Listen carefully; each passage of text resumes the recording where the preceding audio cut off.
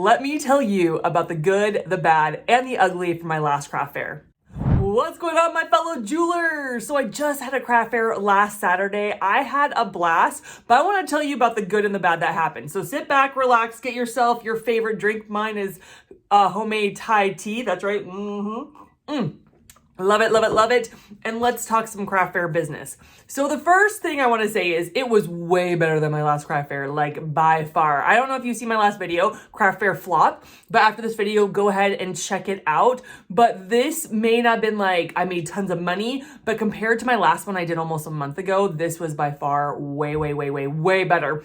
Now, it was a really good turnout for where it was. It was in the middle of nowhere, like legit in the middle of the woods, in the middle of nowhere. But I would have to say that the host, the admin, did such a great job advertising that when 9 a.m. hit, when we opened, people were already coming through the doors. And I was like, this is gonna be way better than the last one. And so I was super excited about that. I even told the host that they did a really good job advertising, and I really appreciated that because, like I said in my last video, as vendors, we can't help it if people come or not. We can advertise all week. Like I can advertise on my social media, other vendors can advertise, but unless the host does a good job of advertising, people are not gonna come. But I was really pleased and I really thanked him a lot when I was walking out those doors after a full day of craft fairing. So then the interactions were amazing. I was laughing with customers, having such a good time. Can I just tell you, I am a sucker for kids. Like if kids come and buy stuff for me, I'll give them like $5 or $10 off. Like I'm like, you're so cute, you're so sweet. I want to tell you this story. There was this one little girl that was really like eyeing up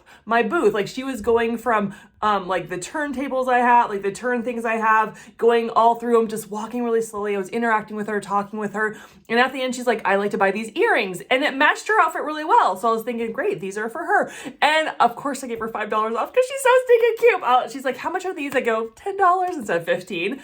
And later I saw her with her mom come through and her mom goes, oh, is this where you got my earrings? And I go, those were for you? Like she didn't even say a word. I thought it was so sweet that she was looking out for a present for her mom. And the little girl's like, do you want anything different, mom? Like, do you? And her mom's like, no, I love what you pick out. Isn't that so cute? I love those kind of interactions and talking with people and seeing, and just people watching. Like I love people watching in general. Now, I will tell you that you never know what's going to sell at each craft fair. Like I go to all different places. Like this was 40 minutes from my home. And then I actually went in the opposite direction for the other craft fair I just did. And so you never know really what's going to sell. And this time I would have to say my keychains and my bargain section, I have a $3 bargain section, really did well. So for those that don't know, my bargain section is those jewelry pieces that don't really sell or I made a mistake on them. Like if I make a mistake, or if I'm trying something out for the first time, I will put it in my bargain section.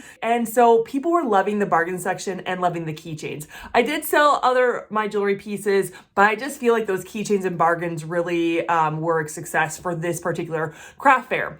Also, I brought my son along and I loved it. He was really excited. Like my oldest son and my oldest daughter have been really wanting to make money and they're pretty little, so they can't go out and get a job.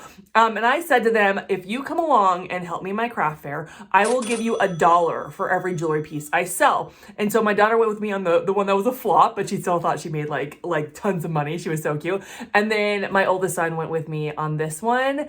And he was a salesman. I mean, he was so cute. He'd be like, this is a $15 table and this is the, like he was telling all of them. At first he was really nervous. Like he was like it was hard for him to make eye contact. He was really quiet. But then once he got comfortable, he was just like, hi, how are you? Hey, how's it going? Good morning. Like he was so sweet. And at one point, I think like an hour or two into it, he said, mom, you can totally sit down. I got this. Like you don't have to do anything. And it was so cute. Like I had the best time watching him and kind of giving him tips on how to interact with people. And it was so good. Even when we were cleaning up, it was the end of the day and we were cleaning up our booth, a gentleman who had been like behind us with his wife came over and said, man, I was watching you. You're a really good salesman. It was so cute. And this one lady didn't even want to talk to me. She just wanted to talk to my son. And she was just like really impressed that he was helping me. And she asked him a couple questions and he was able to answer most of them, but one of the questions he couldn't answer. So I kind of jumped in and answered for him. She didn't even look at me. She ignored me as if I never even said anything and continued to talk to him. And after she made a transaction, she bought some earrings from me, I think. She gave my son $2 in tip. And when she left, I said, see, like, people love to interact with kids. Like, she didn't want anything to do with me, and I've never gotten a tip in my life. So I love that she gave you a tip and that she was having a great interaction with you and stuff. So that was probably my favorite part of the day, is hanging out with my son. And he's obsessed now. He's like, Mom, I want to go on as many craft fairs as possible. Like, he was like, cha-ching, cha-ching, cha-ching. I really loved it. I think it's such a great opportunity to hang out with my kids and then to teach them like responsibility and about making money and what that looks like and stuff.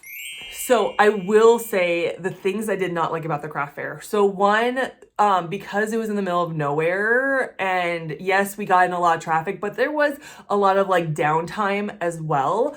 I felt like the price was pretty high. It was $60 for the craft fair, which I know is kind of average, but I always think like also location when you're in the middle of nowhere or when maybe it's your first time or something, like $60 is a lot. And so when I paid for my booth, right, you're always like saying, okay, we want to pay for our booth, right? Like that's bare minimum. And then when I paid out my son and when I did this, like by the end, I didn't make as much as I wanted, but at the same time, it still was a successful craft fair.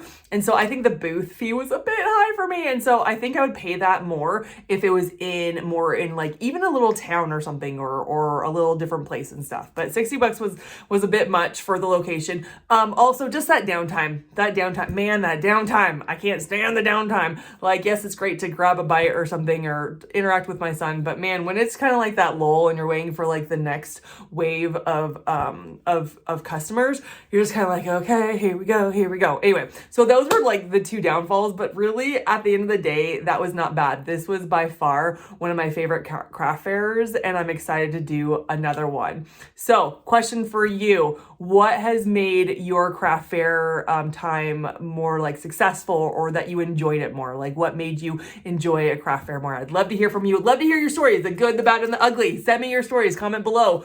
And I want to do an announcement.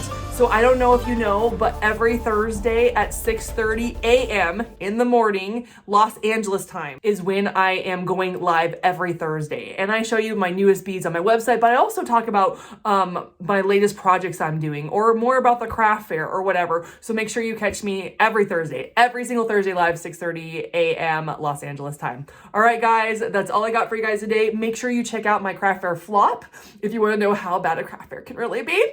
And I'll catch you in the next one. Bye.